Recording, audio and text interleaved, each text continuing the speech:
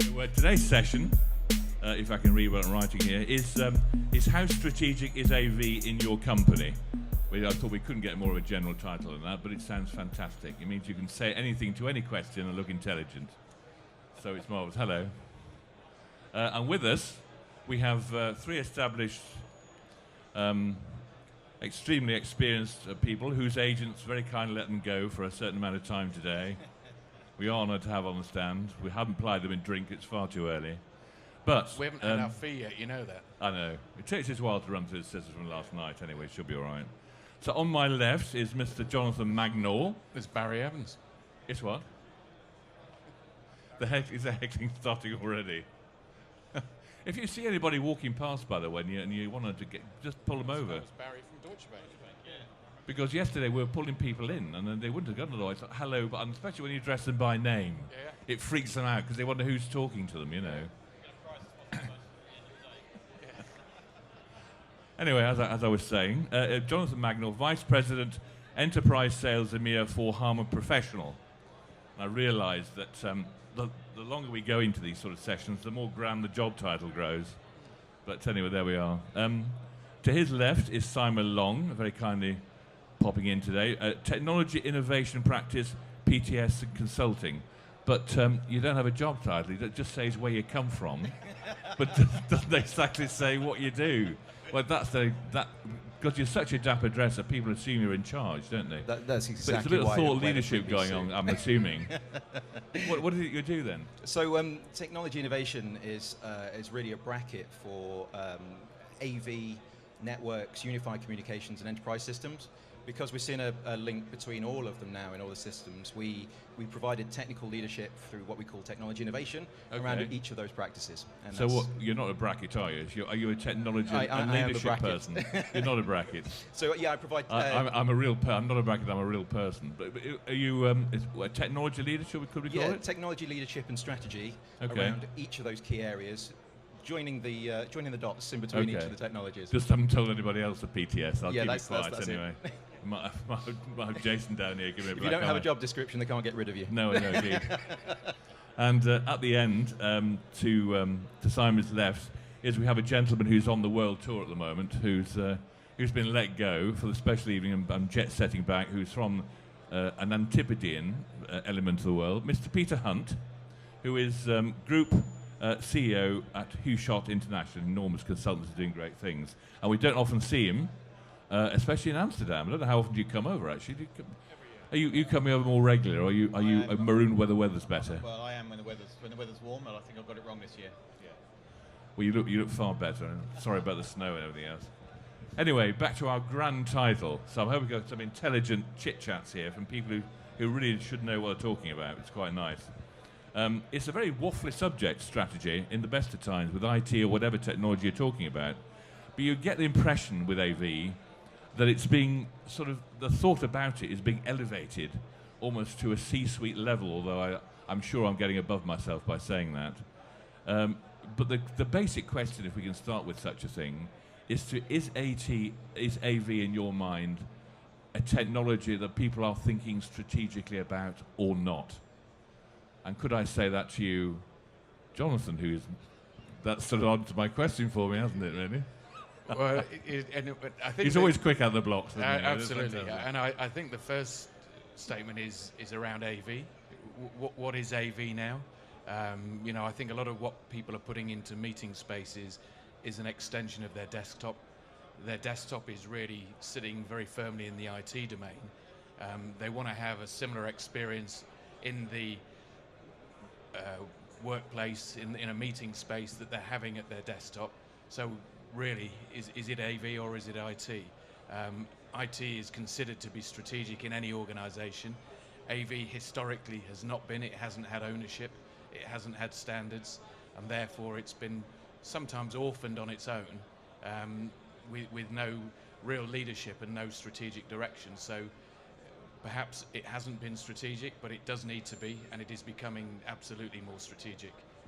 Because I'm a lowly journalist, I would say anything you plug into a network is probably IT related, but I think Peter came out this morning with a fantastic description from a colleague we don't know, we're trying to work out who it was, who said he called it he says that AV is front of house IT, which is the bit that we see and the bit that we engage with at an architectural level. microphone up. Can you put your Microphone microphone up? to? Oh, We okay, can't sorry. hear you otherwise. Oh, Okay. you've got to say. Oh, Yeah. No. Anyway, Go on. So yeah, so the front of we've called it in Australia. We've sort of started to call it front of house IT. It is an IT subset now. I think the days of AV standing alone as an entity in its own right, independent of anything else, is gone. And we are really, every device out there is connected over a network, so it becomes part of the IT network. But it is also architectural. It sits in an architectural space. And so the description of front of house IT was coined, I'm afraid, from a colleague of ours in Australia, which was a very good expression, and I think it's absolutely relevant and very good. But the question, should AV be strategic? The answer is, of course, it should be, but the reality is it isn't, and we need to do something to correct that. Thing is, Simon. Yeah, sorry, I'm having to slow it down to enable the microphones. We have such a huge budget for technology on AV Magazine. We're trying to use whatever we have. Is that we like to think it is, and as a journalist, of course, I put my own line, and I think I know what I'm talking about. And of course, advance the market. We have to think ahead. And a lot of people I meet in the corporate world are thinking strategically about their environments because the board is looking at how the company is moving, and therefore thinking at a different level about the technology it uses to help to enable it to do things at the basic and senior levels. Yeah, and I think it's absolutely right that AV does need to be strategic. I think one of the problems is that people consider I need an AV strategy as quite a siloed approach, but really it's much wider than that because it sits on the network, it interfaces into very often your telephony and unified communications environment. So it's actually a joined up approach that needs to bring all three of those elements together, because if you consider it in isolation, you'll never get any of the advantages or benefits that you can really get out of the platform, and you're actually putting yourself at risk by getting a larger amount of requirements and overheads, building separate networks in parallel, not joining things up, having two systems to own and operate, when really it should be a converged architecture. But on top of that, it's all about the end user experience, because it all comes back to how people are going to use it. Talking about Peter's, it's the front of house IT. It's actually the thing that people are going to interact with the most. So don't just consider it from a technical strategy, consider it from an end user perspective as well.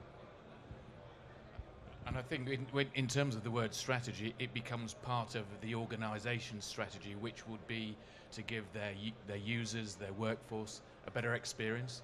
People have a great experience with their phone sat on their sofa at home, whether it's video, whether it's audio, whether it's downloading something from the cloud, but they have typically a less good experience in the office.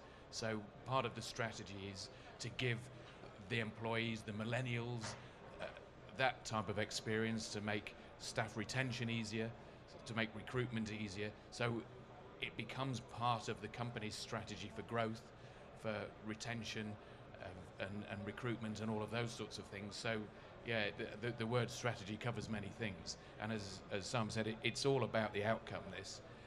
You alluded to the fact that this is all about components and bits and pieces here. Those days are gone.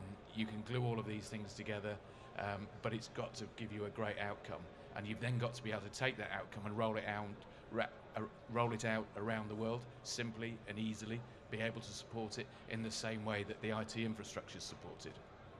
It's quite difficult for companies who are used to selling individual products, though, how they adopt a strategy which keeps the revenue up from selling those products, yet creates where they have to create a new way of thinking that it encourages people to think differently how they can use a range of products together to create an environment. That's from a salesman's point of view, that must be quite a challenge, I would think, and actually quite a dilemma. How do you move from one to the other?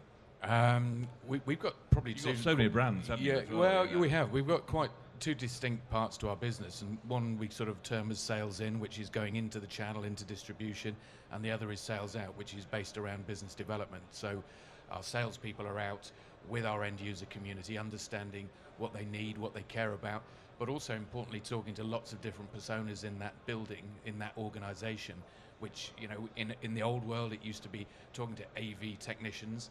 Now we're talking to corporate real estate people, HR, facilities management, all of the people that are stakeholders in this environment, because they all care about different things. Some about the user experience, some about driving cost out of the business, others about new ways of working, others about just creating cool environments. And people like HR care about all of those things because it makes it easier to recruit and retain staff. So our conversation from a sales perspective is very different. It is about technology to a degree because it's clearly got to work and do what it says on the tin, but it really is about what the outcome is and what it means to those individual stakeholders. So, you know, I think you're quite right. As an organisation, our sales approach has changed massively, but we still have to educate the channel, we still have to train the channel, we still have to provide that level of service. So we have another overlay of salespeople that give us the ability to bring the business in and to really enlighten the end user community.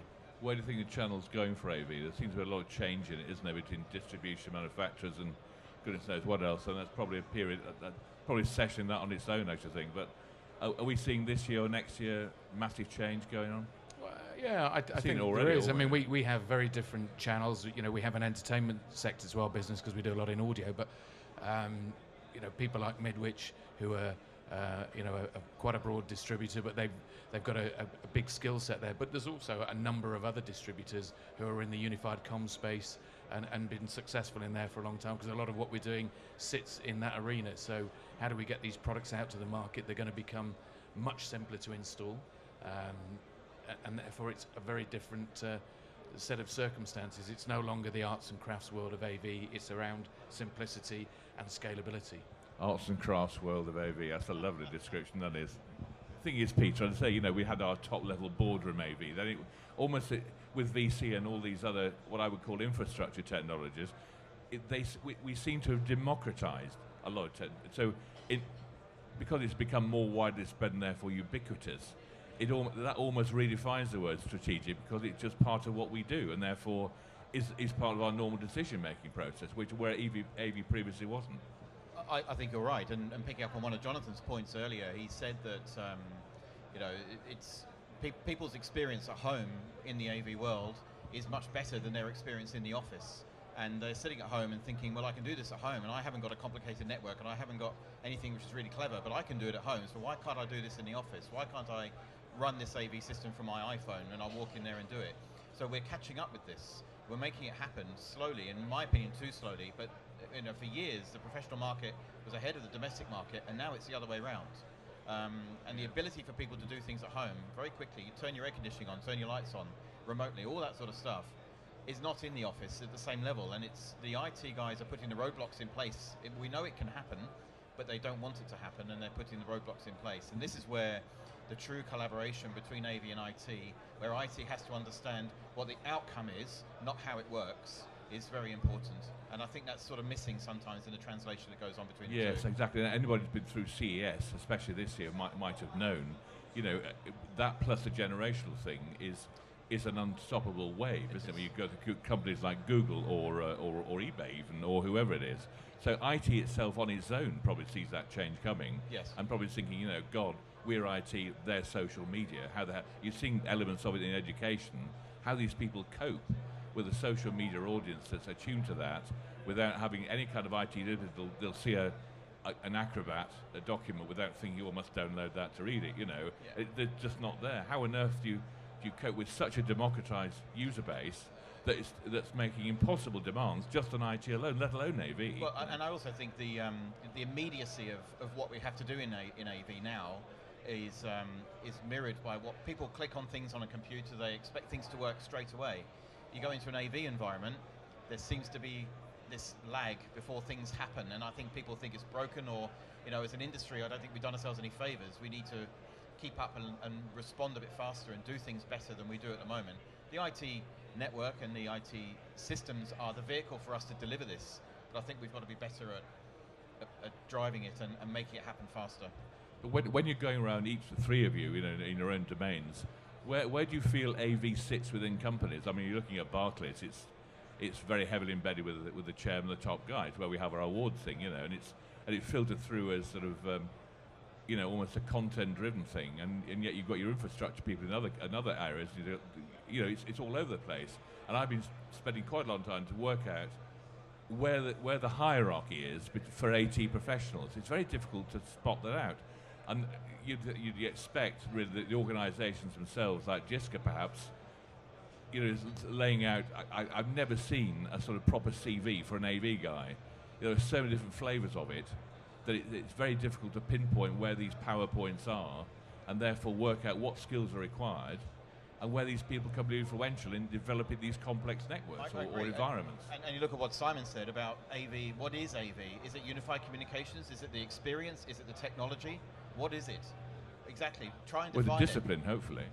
Yes, and it encompasses all of those things, but all of them at different levels and at different rates for different organizations. And having that nimbleness and ability to understand it is really important. From a consulting point of view, it's actually quite tricky to get that right. And it's a lot of clients think it's straightforward, but when you start asking the questions, they realize how little they know. And then, you start uncovering layers of the onion, and it starts to really unravel. And then the IT guys get involved, and they sort of shake their heads and go, oh God, I thought it was just a screen on the wall. Why is this so hard? And it's that lack of understanding, I think, and appreciation.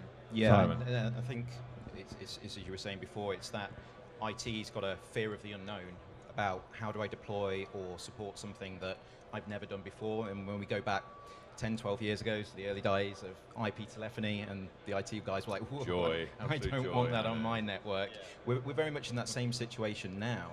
And talking about the on-demand elements, we've got the on-demand generation now. I want a series of Netflix, I press go. And my home experience, streaming is incredibly fast now. AV ramps up incredibly quickly.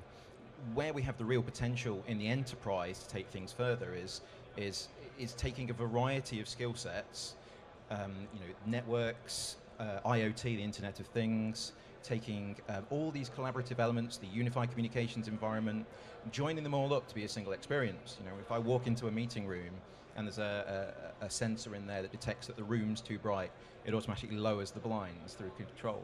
And then lowering the blinds changes the acoustics, so the microphones automatically, dynamically pick up on that and adjust. So that whole experience becomes seamless, which is actually less support, a better user experience overall.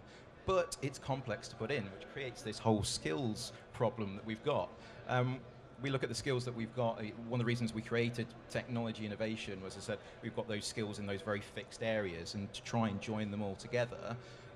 But if I'm looking for an AV guy, and we're trying to hire, I'm like, do I go for somebody that's got a UC background, an AV background, a network background? How do I complement that? How do I bolster that? But that's not just a problem in terms of consultancy. That's a problem in terms of integrators being able to put it in as well. Because these guys, they don't know about complex network design. They might not know about firewalls and security and the elements that go around with that. So sometimes there's actually a reluctance to get this true user experience next generation network, because not a lot of the integrators would feel comfortable putting that forward as well.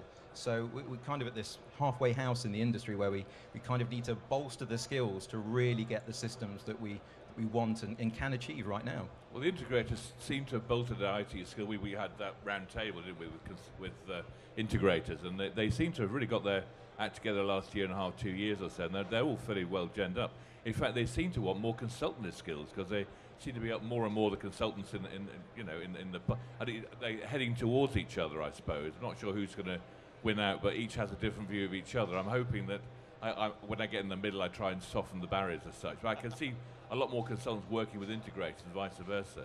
Yeah. You can see that, as you go on, and that's where some of the strategic thought may be coming through. And the manufacturers as well, they have the same, consultative approach. They have to have it. They can't sell concepts and solutions without having that consultative approach, because it's a long journey, and there's a lot of resistance to that journey, but it has to happen, and it goes through.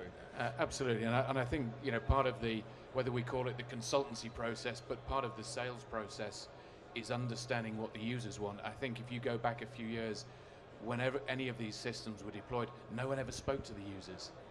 It was all decisions based on what the technologists thought was right, so nobody understood what people wanted to do in those spaces. So a number of successful installations that we've had in recent years, they've been borne out because there's been quite a lengthy proof of concept period where people have put products and solutions in, they've tweaked them, they've changed them, they've modified the user interface based on feedback from the users. And you need to have that investment up front if it's something that's going to go across the globe and then give you the level of consistency that will drive the adoption. And that's a key part of it, is how's it all going to work together? What do people do when they go into these spaces? What do they want to press? What experience are they expecting? And if you don't ask them, then you won't know. And if it's based on technical people are, their focus is on, speeds and feeds and bit rates and all of that stuff, and it doesn't matter to the end user. They've just got to have a good experience. So, the consultancy process needs to be quite different, because there is the technical element to it. It's clearly got to do what it says on the tin and work, but you've got to understand what people are looking for in terms of outcome. I mean, it's complex. I'm looking at the Bloomberg building, the other high level important buildings going on at the moment. You wonder, they've done this a number of times, they're still having problems with it.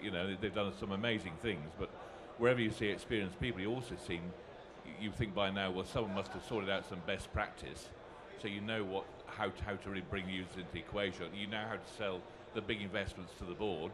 You know how you can deliver, hopefully, to them what's going to work and how it's going to support the business. Is that too sophisticated a leap? Anybody installing technology is going to have to think along those lines. So I'm looking for more best practice. Is that on the horizon?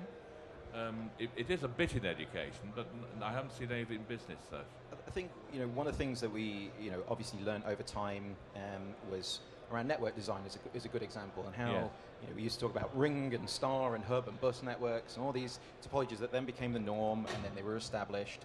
And with this jump that's happened recently in the rapid convergence from AV coming onto quite aggressively into the IP domain, a number of those standardized designs per se have not really come to the forefront, and there's no real forums to try and say, well, can we consolidate it down? There's been an emergence of standards coming in to try and address that, but again, they're not really there. There's no 3 or 4 protocols that I could say, yeah, it's a standards open-based protocol that will get everything to talk to each other. And when you consider the variety of ancillary components to the AV network, the vendor of the network itself, maybe the management and the applications that I put in, maybe some of my back-end systems, maybe the desktop operating system that I'm running on, there's such a variety of different components that makes every installation, quite unique in its own right. But without that sort of basis of common models that are tried and tested and standards and processes, it does create, like you say, a number of difficulties at this moment in time. But if you take the right processes and you drive the project forward in the right direction, you go through an iterative process of making sure that those work. And I think this comes back to the manufacturer element that you were saying, is that I see that we've had more interaction recently over the last few years with manufacturers saying, you've just deployed this product, we've just got it out, give us some feedback, tell us what's working, what's not working, from a consultancy perspective. Absolutely, and I was going to add to that is that, whatever you design today is going to be out of date next week. And this is the other problem you have with a big project like the Bloomberg project or other projects we've worked on around the world. You have to draw a line in the sand somewhere and say, right, this is it, this is what you're going to get, knowing full well that in 6 months' time when it's delivered, there's going to be a plethora of new products and new solutions on the market that haven't gone in but are current. And keeping up with that is a real dilemma. And so from the manufacturer's point of view, we try, and I'm sure PTS does as well, engage with them and just have some visibility on a roadmap. And we're not talking about the next 6 weeks or 6 months. We're talking about 2 to 3 years ahead. What's coming around the corner? Because we need to design now for what's coming up in 2 years' time. Well, UBS had a 5-year roadmap. How the hell they got through that, I don't know. I think that's probably the approach that had the most change over very short periods of time. I mean, hopefully I'll have a look at it soon, but that seems almost impossible, especially when you got someone like Michael Bloomberg, a dominant guy and a very influential global head of AV, who are determined to get the latest no matter how much it takes to get in there. You end up actually, as it seems to be, a very relatively mundane environment because it works. Yeah. And it almost lets down the board because they then become disillusioned with the potential of technology. Yeah, I think it's one of the things that's different now is that a lot of the solutions are a lot more simple, and part of this is because the technology or the meeting spaces are going much deeper into the organisation. There used to be a situation where there was a couple of big boardrooms, a couple of big meeting rooms, and then if you go to the investment banking world, it was white glove service, guy butler coming in with his white gloves and starting the machine, and that's how it was. But now, I like that, because everybody's got to go further into the business. Everybody wants to use a meeting space, but everybody wants to be able to do it themselves because they're very familiar with technology. So, but it's really simple stuff. As Peter said, go into a room, take your phone, take your tablet, throw it up onto the screen, have a meeting that only needs to last 10 minutes. You communicate. You don't go into reams of paper. You send the documents that you've been discussing, and away you go. And all that stuff is pretty simple. It sits on the network, and that's where there is standards, and that's how we can bring scale into our world, because the IT stuff's been going on forever. It's robust, it's well supported. There's network operation centers, there's remote access, there's remote support. All of those things make it really simple. That's all grown up. The AV world, the old AV world, is still, despite having been around a long time, is actually very immature from a management and service perspective. So I think the platform's there. It is, and we're, Cisco recently have included AVB on their AVB and Dante on their switches. That's something that's come out in the last 2 to 3 months or so, and that's great. That's a recognition that this stuff is going on the network and it's here to stay. It's not going anywhere, and that's a really good thing. God, we haven't heard about AVB for ages, have we? That's interesting. I heard about that. Yes, indeed. Of course, Cisco does it. That's it. That's sorted, isn't it? Really. Well, a big project we did. Cisco didn't support AVB, so we had to put different switches in. Indeed. And that's one of the things I went, oh, okay. And now they did it, so because it's too late. Okay, Jonathan, Simon, Peter, thank you so much for spending your time this morning. And that's the end of our session. And LED this afternoon at 3:30. Thanks very much. Do join us.